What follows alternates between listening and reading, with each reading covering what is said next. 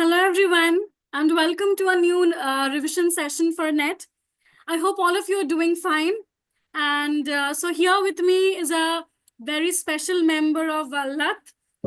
So before I introduce her to you all, she's a very special member of our team. So with a very with us such a joy, let me introduce you to Dr. Elizabeth Shine. She will be here with me in this session today. Thank you, Ankita. We are really very excited to have you here with us today and really looking forward to a lovely session. Yeah. Right. So let me begin the session by sharing the screen. Right. So I welcome you all again to Vallath December Net Revision Session 8. I hope all of you have been following this revision series. If not, please do watch the previous videos as well after this live. So without further ado, let's get started with our questions. Here is our first question for today. Identify the wrongly matched pair. Here we have some works of theory and their respective authors. But here one option is wrong because there the work of theory has been wrongly matched with its author. So we have to identify that wrong pair. First, The Way We Live Now by Richard Hogarth, then Culture and Materialism by Raymond Williams, then Why Marx Was Right by Terry Eagleton, and lastly, The Political Unconscious by Stuart Hall. So you will have to tell me which option here is wrong. Yes, all of you have started answering. Right. Here, option D is wrong because The Political Unconscious is a work by Frederick Jameson. Right? It's a very important work of Marxist literary theory. It is cited as a powerful overview and methodological guide, right, by Jameson. And a very important aspect about this work is its opening line. This very famous theoretical work opens with this phrase, always historicize. It's a very popular phrase which was propounded by Frederick Jameson. So through this question, what we are trying to tell you is, please look up all the works of theory thoroughly. The authors, the years of publication, the issues and concepts they have dealt with, right? And please learn the works in a correct chronology, right? So here, option D is wrong, and that's our answer. Right, let's move on to our next question. Yes, ma'am. Yeah. So the second question is, A Room with a View is a 1908 novel by Dash about a young woman in a restrained culture of Edwardian era England. The options, as you can see, are D.H. Lawrence, E.M. Foster, Virginia Woolf, and Dorothy Richardson. So it is a novel by the answer is E.M. Foster. E.M. Foster. Yes. Please don't be confused by the title because A Room of One's Own, the more familiar one or the more popular one sometimes is by Virginia Woolf. And as all of you would know that Dorothy Richardson was praised by Virginia Woolf for her, in a way, she can be called the inventor of stream of consciousness by writing about the way women think, the feminine. She is praised for her use of the psychological sentence of the feminine gender, which is actually unpunctuated feminine prose. Virginia Woolf praises her for that. And we all know D.H. Lawrence. So the correct answer here is E.M. Foster. Yeah. Okay. Here we have our next question. Order of Chrysanthemums is a short story by whom? Is it Henry James, Thomas Hardy, D.H. Lawrence, or James Joyce? As you all know that these particular genres are very important. Short stories, poems, novels, dramatic monologues, plays. So be very careful about the genres also when you are studying. Short stories are very famous. And here the answer is obviously D.H. Lawrence. It's a short story by D.H. Lawrence. It was written in the autumn of 1909. And after revision, it was published in the English Review in 1911. D.H. Lawrence later included this tale in his collection called The Prussian Officer and Other Stories. An American edition was also brought out of this collection in 1916, and Lawrence later adapted this short story into a play called The Widowing of Mrs. Holroyd. Again, this is a very important play by D.H. Lawrence. Questions have come many times from this particular play of D.H. Lawrence, The Widowing of Mrs. Holroyd. And this story, this short story, was actually adapted into that play later on. And what does this short story talk about? This story talks about Elizabeth Bates, a coal miner's wife. We all know that how extensively D.H. Lawrence has talked about coal mines and English countryside in his novels, right? So here also, this story talks about Elizabeth Bates, a coal miner's wife, who has 2 children, and she's pregnant with a third. She angrily waits for her alcoholic husband to come home from the mine, but suspects that he is at the pub getting drunk. So, same themes which we have seen in Sons and Lovers as well. Elizabeth's neighbor runs to the pub, but her husband is nowhere to be found. It is later revealed that he died in an accident in the coal mine earlier that day. His fellow workmen return with his body, and as Elizabeth and her mother-in-law prepare him for burial, Elizabeth reflects on her husband and feels that they never really knew each other at all. Again, this conflict of working class and the middle class, right? We have already explored these themes in other works of D.H. Lawrence, like Sons and Lovers, very prominently. So D.H. Lawrence is a very important English writer. To look up his novels, short stories, plays, and even poems. And please study them in the correct chronology, right? Okay, next. Okay. Lycidas is a poem by John Milton, written in 1637 as a pastoral elegy. Is this true or false? It is obviously true. The statement is true. As you already know, Milton is a very important figure when it comes to net or anything literature related. And this poem, particularly Lycidas, was dedicated to Edward King. Edward King, who was a student at Cambridge along with John Milton, and he drowned in the Irish Sea. So this is actually an elegy dedicated to Edward King. So the statement is true.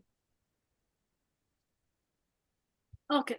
Annabel Lee is the last poem composed by whom? That is, who wrote this poem, Annabel Lee? Is it Emily Dickinson, Walt Whitman, Robert Frost, or Edgar Allan Poe? Who wrote this poem? Especially this types of question will come mostly in the form of match the following, right, in net exam.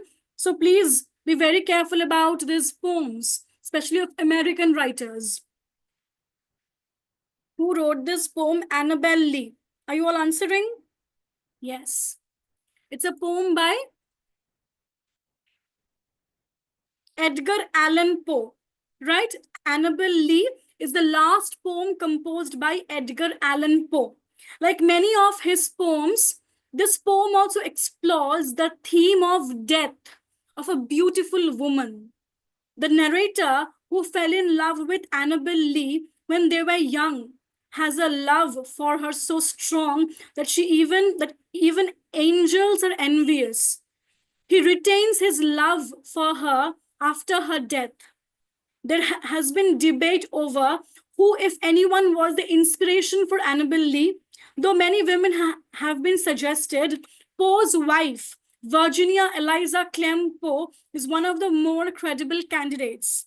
Written in 1849, it was not published until shortly after Poe's death that same year. So it's a poem again which meditates on the idea of death of a beautiful woman. This was a very common theme when it came to Edgar Allan Poe. He has extensively exploited this idea of life and death in many of his short stories, poems, right? Edgar Allan Poe belonged to this movement of dark romanticism, a movement which engaged itself with these ideas of gothic, grotesque, supernatural, then death, right? So Edgar Allan Poe is a massive figure when it comes to American literature. Please study about these writers thoroughly, like the contributions they have made towards literature. What are the ideas they have talked about? He was the one who talked about the evolution of short story.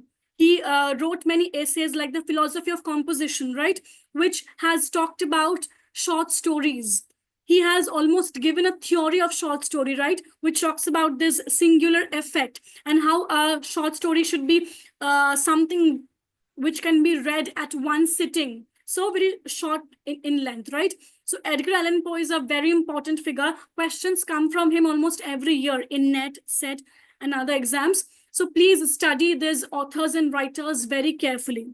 Their works of fiction as well as non-fiction, okay? Because he is also a very prominent essayist. So do look up his essays, novels, short stories, poems, not novels, but short stories and poems and essays. Do read up on all of these poets given in the options, right? Okay, next. So before we proceed, let me give you all a small reminder that we have already started our recap course for December NET. We started this course from November 1 onwards, and now this course is going on every day from 5 to 6 p.m. Right? So what will you be getting from this course? We will give you live recap sessions where all the units of NET will be covered. We will give you GRF power sessions for thorough revision. Then topic-wise quizzes will be provided to you for intensive practice, and also model tests for, final exam-ready practice. So if you haven't joined this course yet, please do. And you can do so from our official website, vallath.in. Or if you have any further queries regarding this course, you can contact at the number given on this poster. So do join us soon and give your NET preparation a great boost. Right. Let's move on to the next question. Yeah. Yes. So the next question is, which among the following is not a play by Marlowe? There is Edward II, there's Tamburlaine the Great, The Devil is an Ass, Dido the Queen of Carthage. These are our options, and it is quite evident that The Devil is an Ass is probably not by him. So if you know that Edward II for sure is by Marlowe, Tamburlaine the Great again by Marlowe, and Dido the Queen of Carthage is also by Marlowe. The Devil is an Ass is actually by Ben Jonson. It is a Jacobean comedy by Ben Jonson. It was first performed in 1616, 1616, and it was first published in 1631. And so this is by Ben Jonson. To give you a little bit more detail, it is based on something called Leicester Boy Witch Trial, in which a 13-year-old boy goes and tells the judges that some 15 women have performed some witchcraft on him, and he has been possessed by the demon. And as a result of which, some 9 women are executed. Imagine. And then later the boy breaks down and tells the world that he was just lying. And the only 6 more women are remaining. So Ben Jonson actually makes fun of this, and he writes this comedy. So The Devil is an Ass. A little bit of background. Okay. Right. Next. Okay. The Bard, a Pindaric ode, is a poem by Dash set at the time of Edward I's conquest of Wales. So who wrote this poem? Is it Thomas Gray, William Collins, William Cowper, or Thomas Chatterton? all of these poets here whom I have mentioned in the options, they were very important figures in transitional poetry, right? So tell me, who wrote the Bard, a Pindaric Ode? Are you all answering? Yes, right. All of you are correct. Indeed, the Bard, a Pindaric poem, the Apindaric Ode, is a poem by Thomas Gray. It was inspired partly by his researches into medieval history and literature, and partly by his discovery of Welsh harp music. It was itself a potent influence on future generations of poets and painters, seen by many as the first creative work of the Celtic revival and as lying at the root of the Romantic movement in Britain. So, as you all know, the Thomas Gray was a major transitional poet who was writing poetry and odes at the almost at the fag end of the 18th century, when Romanticism had not completely flourished in Britain, right? So, but back then, the seeds of Romanticism had already started sprouting its roots slowly. And these poets like Gray, Collins Cowper, they were the precursors of Romanticism, who were trying to bring back those medieval folklores and legends and its flavor of Romanticism along with it, right? So they are the precursors of Romanticism, and in all of their works, we can see that flavor of medieval folklore and legends and supernatural coming back again to the literary scenario of Britain. So transitional era was a very important era, is a very important era when it comes to our preparation for exams also. So do look up these transitional poets. Also, it was a time when Gothic novels flourished at a massive rate, right? So do look up those Gothic novels as well.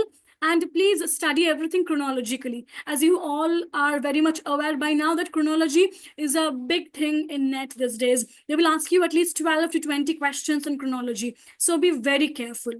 Right. Next. Okay. A Wizard of Earthsea is a fantasy novel written by J.R.R. Tolkien, J.K. Rowling, Ursula K. Le Guin, or Bradbury. It is a fantasy novel and also a a very important work from children's literature. And the answer is actually Ursula K. Le Guin. A Wizard of Earthsea is a fantasy novel written by Ursula K. Le Guin, who is an American writer. As I just mentioned, this work is considered a classic of children's literature and fantasy. Here it is set in the fictional world of Earthsea, and there is the character Jed who goes about and does some things wrong, and is set on making amends. That is what a Wizard of Earthsea is about. Okay. All right. Oh, I missed it. Okay. So, Of Grammatology by Derrida is a dash book by the French philosopher Derrida. So, you have to tell me the publication year of this theoretical work. As you all know, Derrida is a stalwart in theory. We all have read about his deconstruction, his works of theory, his his theoretical concepts, right? Like deconstruction, aporia. So tell me, which year was it in which Of Grammatology was published? We know that it's not preface, it was translated into English by Gayatri Spivak, right? Yes. Of Grammatology is a 1967 book by Derrida. And this book, originating the idea of deconstruction, proposes that throughout continental philosophy, especially as philosophers engaged with linguistic and semiotic ideas, writing has been erroneously considered as derivative from speech, making it a fall from the real, full presence of speech and the independent act of writing. So, as you all know, that deconstruction is mostly a reading practice, which is aimed at uncovering the layers of a text, right? And according to Derrida, writing is seen as a secondary aspect, as a supplementary to speech, right? Writing in the Western world was seen as a supplementary to speech because it brings about that connotation, not connotation, that binary of presence and absence. While speech signifies presence, on the other hand, writing signifies absence. So writing was seen as a supplementary to speech. And that's what he talks about, right? So of grammatology is a very, very important work by Derrida, which talks about his method of deconstruction, his debate, or his ideas on the speech writing binary. So please do look up all the theoretical works of Derrida, and also know that he was a massive figure in continental philosophy.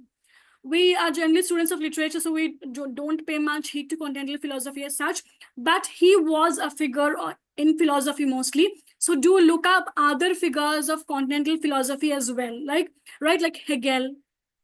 Hegel is a very important figure. Then do look up Rousseau. Do look up Bataille, right? So these figures will really help you at times in exams. Next. Okay. Okay.